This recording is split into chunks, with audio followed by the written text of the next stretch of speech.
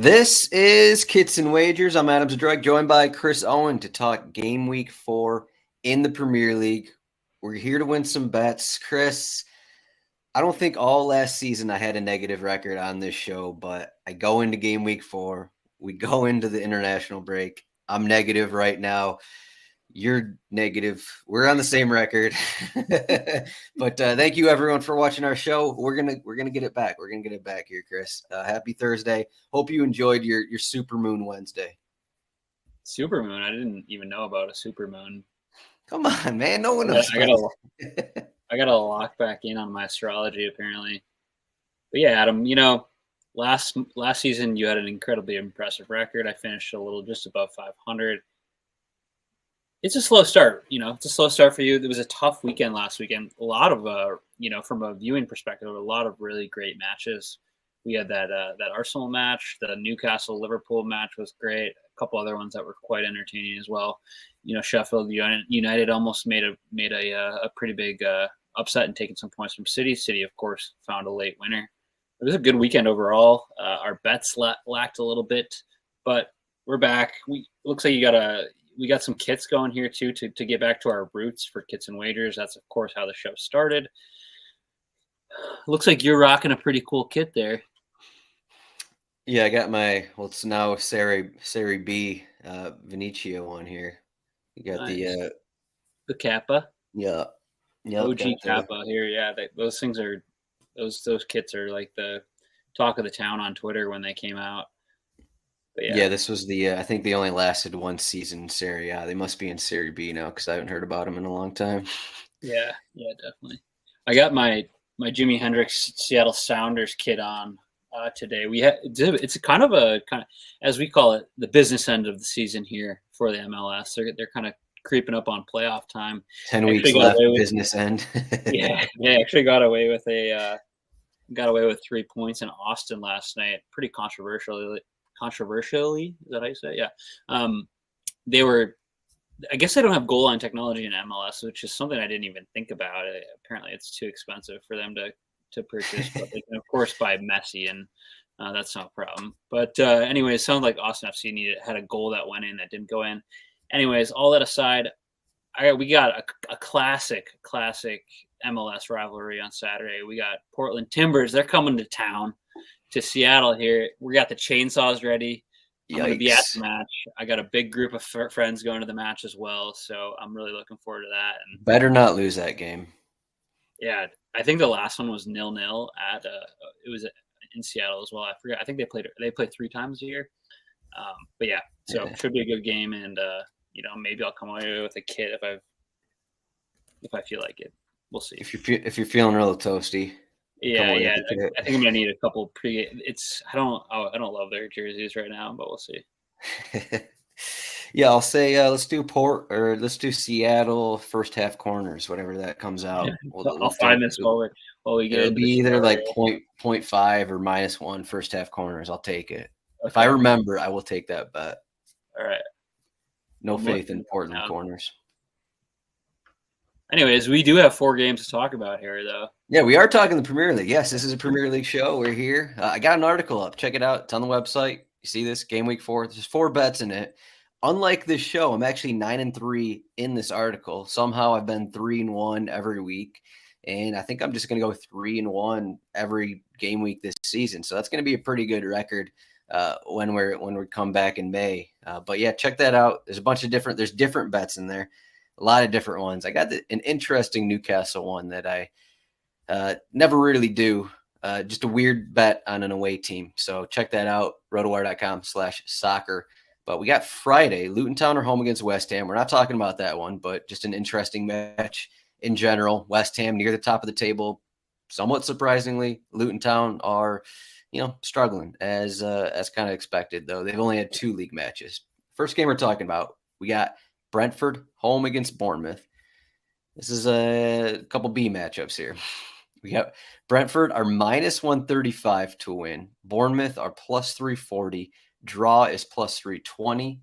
And then we're looking at over 2.5 goals is going to be -135, under 2.5 goals, +110. So It's just above there. If you're looking for over 2.5 goals, you don't really want to take that minus 135 number. But Brentford have had a decent start to the season. They left 3 points on the table against Crystal Palace last week.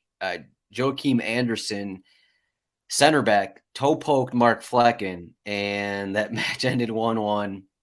Just kind of a weird result where Brentford probably should have got 3, but either way. No major injuries for either team. Bournemouth have kind of had the same guys out all season. Brentford have kind of will have Ivan Toney out. So here are the lineups. Nothing too major going on here. So what do you got for this one? Brentford at home. Usually the side I like to bet at home. Yeah, Brentford really strong at home. I would love to pull up last season's splits, but I feel like they majority of their points did come at home last season. And of course, last season they played both of their matches here. It was a 0-0 draw at Bournemouth, and then Brentford pulled away 2-0 at home. So in both matches, Bournemouth not finding the back of the net. So it kind of leads me to believe that they might struggle here. They have, of course, they've kind of hung tough, I guess, in a couple of these games, but still really need some points. I think have they gotten 1 point this season so far? Yeah, they drew Crystal Palace. It looks like they, of course, something we didn't touch on. They drew Tottenham in the winter. Or are you talking about Brentford here? I'm talking about this season. Bournemouth tied. They drew Tottenham 2-2 in their opener. Okay, good shout. Way to straighten me out here. I was looking at the Brentford end of it, but okay. Both teams actually had something that we might have to discuss in the next matches too. But both teams have League Cup matches this weekend or this midweek. Both somehow came away with wins. Brentford beat Newport County on penalties. Looked like a decently strong side, and then Bournemouth beat Swansea City 3-2. So I'm curious to see if there will be some sort of rotation on any of these players or how it affects it. I wouldn't say, advantage, maybe slight bit more advantage to Brentford, given that they have maybe a bit better, more talent on their team. However, it's kind of worthwhile to think about. But for me, I don't really see, Bournemouth traveling to Brentford, a team that was, of course, good last season. I think it's going to be tough for them to get, maybe they can take a point, but I think it's going to be tough for them to take all 3. I had a few bets on this one. I was really kind of confused. I looked at a few, mostly goal bets, but I'm going to go to my, overall the podcast has slightly struggled in the first 3 game weeks. So I'm going to go back to my home base here. That's 2 to 3 goal bands, or 2 to 3 goals and total goals for a goal band, and that's plus 100. I kind of see like a Brentford 2-0 win here for this match. I don't think there's going to be a ton of goals. I looked at a couple other ones I looked at. They're interesting. Are under 2.5 goals is plus 110, so that fits within that 2-0 narrative. Another bet that could be interesting is no on both teams to score. I just don't know that Bournemouth have the firepower to come to Brentford and score goals. They've scored. They didn't score against Tottenham where they lost 2-0. They did score that that gift that Trent Alexander-Arnold gave to them 3-1 in that loss to Liverpool, and then they drew West Ham 1-1. So I just they've got 2 goals in 3 games. I think it'll be tough for them to score against Brentford. So I'm going to go 2 to 3 goals here, plus 100. I think it's a 2-0 match. Yeah, I like this. You get 2-0, you get the 2-1, 1-1, I guess, if it happens. I was looking at other things. Just talking about Brentford here. Brentford over 1.5 goals is minus 140. So, I kind of like the 2 to 3 goals instead. So you're getting the plus 100. But you're talking about Brentford at home, pulled up their numbers from last season: 10 wins, 7 draws, just 2 losses at home, 35 goals scored, 18 allowed. So, one of the better goal differentials at home. I believe actually 6th in the table in terms of goal differentials at home last season. So that just kind of shows you what they bring. Again, I mentioned that Crystal Palace. I lost a bet, I believe, on that allowed goal. Actually, I lost some DFS contests with that Mark Flecken allowed goal. So that's why I keep bringing it up. But that's not at all. But so I had this plus 475 bet last week. I had a plus 220 bet last week. I felt decent about them, and then I lost every bet I put in on the show last week. So I'm going back to single game parlay routes. I'm going back to corners and mixing that in with different bets. So I put together Brentford money line with over 4.5 corners. That's Brentford over 4.5 corners. That's plus 120. So similar to you, I think Brentford are going to win. Okay, pretty simple. And then over 4.5 corners, not that difficult. Brentford, I expect to, from the start, put it on a little bit, and 5 corners at home for Brentford against a team worse than them isn't that difficult. And you're getting plus 120 odds on this. It just gives you a little more money here than instead of trying to, I don't know, figure out something else. Because I mean, Brentford to win is minus 135, which is less than the over 1.5 goals, which is interesting. But I just think both these are. Maybe I'm more worried. I'm probably more worried about Brentford money line. Are you?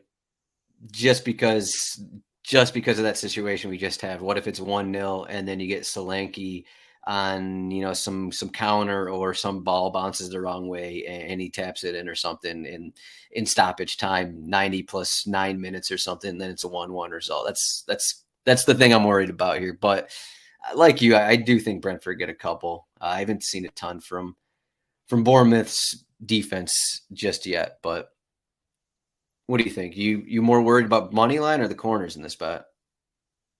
You're the corner soothsayer. I feel pretty good about. I like Brentford money line. I looked at that right away to see if they got any good odds, but it wasn't enough for me to take. But yeah, I think Brentford wins this, and like I mentioned, they won at home last year, and they drew the first game that was away to Bournemouth. Yeah, I think Bournemouth have a couple players that will help their team eventually. They're just injured. So Tavernier, arguably their best player last season, though he battled a ton of injuries. And then Tyler Adams. You expect Tyler Adams is just going to come in once ready into the starting 11. So you got a couple guys right there that will be starting for them once completely healthy. So I think they're going to look a little different than what we've seen here for the first 4 weeks. So just something to keep an eye on after the international break. But next game we're talking about, we got Manchester City. So when we look at the schedule, I noticed that we hadn't talked Manchester City yet, or Fulham for that matter. So, we had to talk about Manchester City before the international break here in the first 4 weeks. It just so happens that we got Manchester City at minus 575 to win.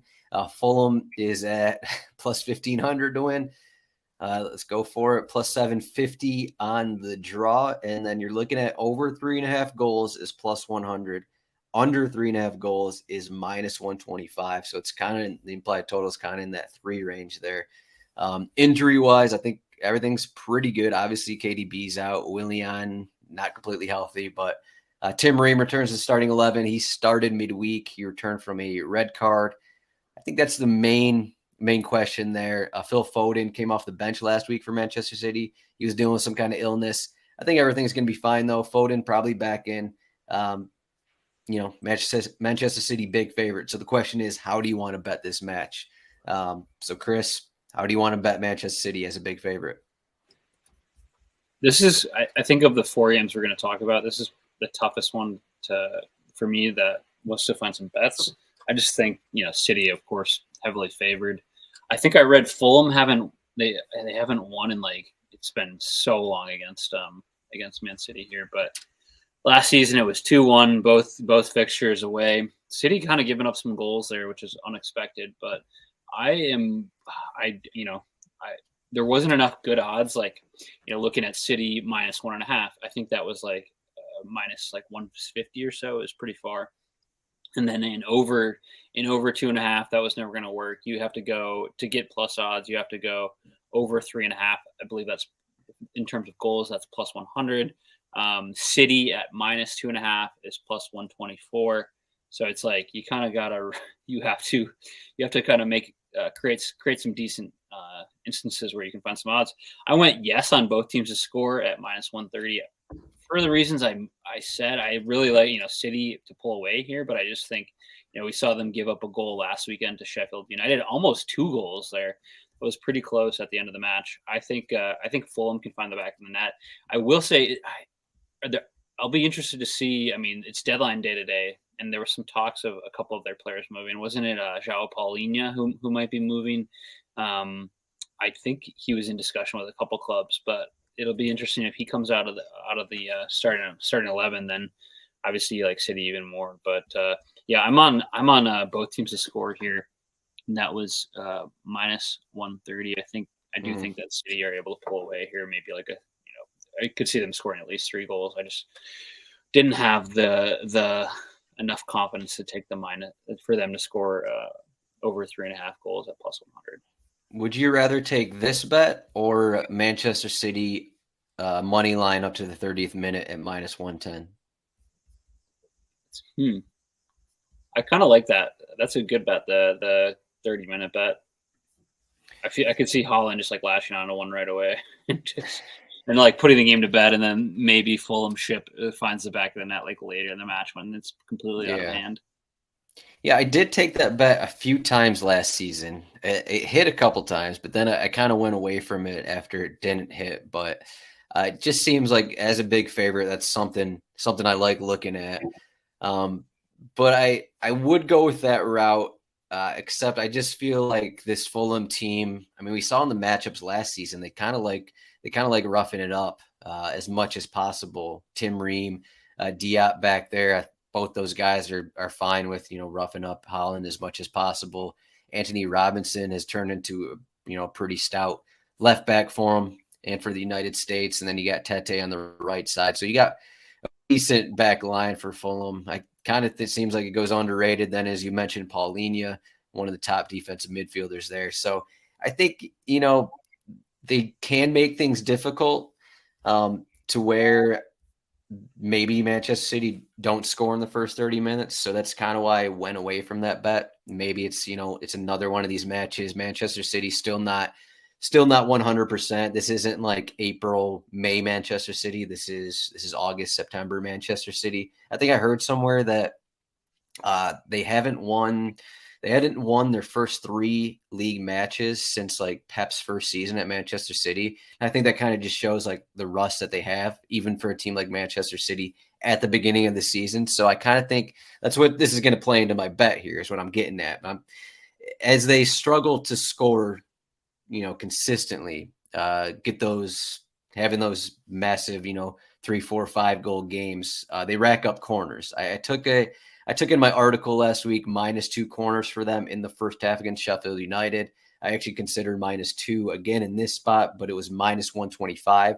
So I'm going for the full match, Manchester City -4.5 corners at -115. So as I always say, if Manchester City score 2 goals in the first half, this bet's probably not going to hit. But if you're with my line of thinking here is maybe they don't score in the first 30 minutes. Maybe they're just a little more patient because Fulham's defense is solid enough that they're keeping them out. So for the full match, Manchester City -4.5 corners. That's -115. And then Chris, you're yes on both teams to score -130. So who's going to get that goal? Is it going to be Raul Jimenez or someone off the bench? Maybe Willian comes off the bench. Maybe Adama Traore comes off the bench. Who do you think it's going to be? None of the above. Harry Wilson, free kick. Golasso. Wow, that's a big call. It's a big call. Okay. Their only free kick of the match, and Harry Wilson's taking it over Andres Pereira. Yes, exactly. All right, we'll take it. Yeah, what do you think about that corners bet? You got any input? Interesting. You definitely need I mean the storyline of them not scoring early certainly helps. Like if Fulham can keep them, keep it like a 1-0 match or a 0-0 match until halftime, then then this seems like a good bet. If City go out there and, they got 2 in the back of the net by the 15th minute, then this will be tough to hit.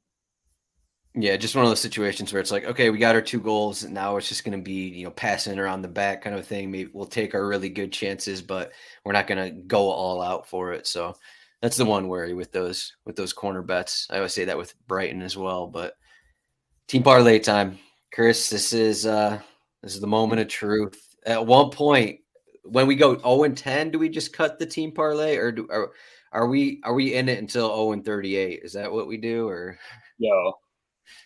We got to cut that talk out right now. We can't have that on the podcast. Adam's going to go back and edit this out, I think. But no, we got to manifest success, man. Come on. We got it. I I have think we got.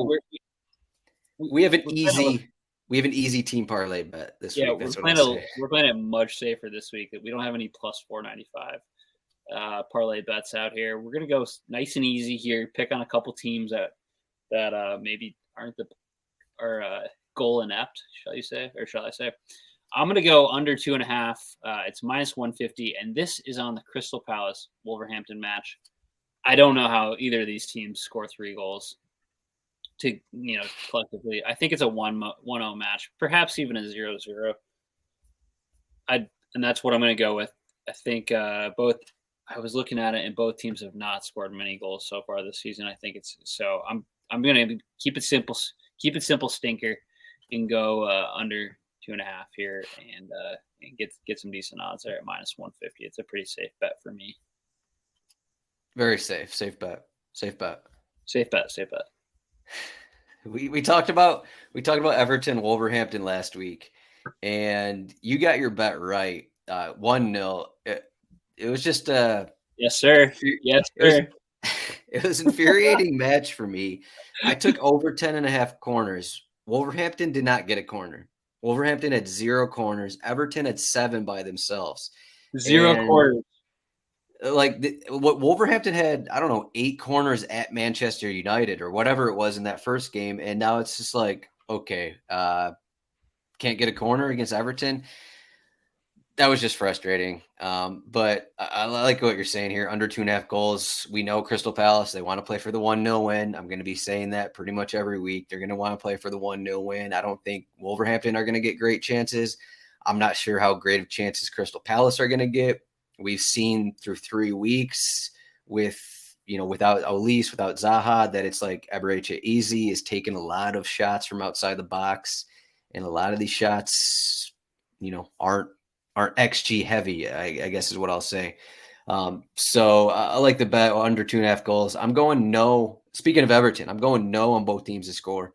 Sheffield United and Everton. That's minus 110. So pretty simple. Maybe the 2 worst offensive teams in the league right now. Everton, I know they just came back and won their cup match. They got Beto from Udinese. I actually got him projecting to start here in this spot, but I don't think it's going to, break Everton into the best team in the league kind of a thing. So I don't think Calvert-Lewin's going to be ready. McNeil has been training. I don't think he's going to be ready to start. And then you got Sheffield United. Speaking of cup games, Sheffield United just got knocked out. I think I can quickly look this up, but I'm pretty sure they got knocked out in PKs against Lincoln City. So it was 0-0. They lost there too. Yeah. So I mean, everyone's looking at Sheffield United. It's like, okay, they fought Manchester City. They put in a great fight, but we know how that match was going to go. They're going to sit back and try and get something on the counter. They ended up getting a goal on the counter and almost stealing the point. But I mean, this just isn't the same kind of match. Are they just going to sit back against Everton and hope for that one counter goal kind of thing? Maybe. I guess maybe that could work. But they put in almost an A squad, a lot of A squad players at home against Lincoln City. They could not score. They ended up losing in PKs. Lincoln City are in League One, if you didn't know. I mean, you look at that match, they had 0.42 expected goals. They took 10 shots at home against Lincoln City. So I don't care that Sheffield United are at home against Everton here. This could be a 1-1 match. I know that's in range here, but I just think one of these teams is not scoring. So knowing both teams to score, Sheffield United, Everton is minus 110. Combine that with Crystal Palace under 2.5 goals at minus 115. We got plus 218 odds on the parlay. What do you think? 1 and 3 under parlay. We're going to be clawing our way back here ahead of the international break. I think so. We're going to get you back in the win column on the parlay record, and I'm hoping that I can find the win column as well. These are both 2 bets that I like here. 4 teams that are unable to score. I think collectively there's been under. It's been I think 5 of the 6 matches that these teams have. Now I'm confusing myself, but Crystal Palace Wolverhampton is a safe under bet, and I feel pretty good about your Sheffield United and Everton bet to keep it simple. If you're worried about the 1-1 result, you could take under 2.5 goals on Sheffield United Everton, but you're not going to get. I think that'll be about plus 160 60 or something. As a reminder, we have a minimum. We need a minimum of plus 200 on this team parlay. So that's why we're in this spot here. But Chris, international break. Are we going to do best hairs in the Premier League or another Neck tats, features neck episode? tats Or are we just neck tats? Or are we just taking a break from what's been a grind of a first month here in the Premier League? Adam, I feel like you're due for a break here. Probably he's got a baby at his house, and he's grinding out these EPL news, notes, articles, analysis, all that stuff. So maybe we need some time. I think I'm going to do a MLS betting show next week if you're into MLS. I did one yesterday for Wednesday's matches. If you missed it, good thing because I didn't have a winning record. Manifestation. All right, Chris, that's all we got here. Chris, you can find him at CHRON8 on Twitter. I am at Roto Zdroik. Again, RotoWire Soccer. If you want to get this cheat sheet, if you want to get our cheat sheets, if you want to get our stats, if you want to get everything, you can check out the betting page as well. RotoWire.com/soccer trial. It's a 48-hour trial. As you can see here, all of the predicted lineups for every team, every match in the Premier League, and we got these goal odds here. Odds report, Manchester City implied goal total is 2.58 against Fulham. Erling Haaland is minus 330 to score. Next highest is Nicholas Jackson at minus 105. We're just living in Erling Haaland's world here, and I don't think that's going to change as we get going. But Chris, thanks for the show. Good luck on your bets, and we'll see everyone after the national break.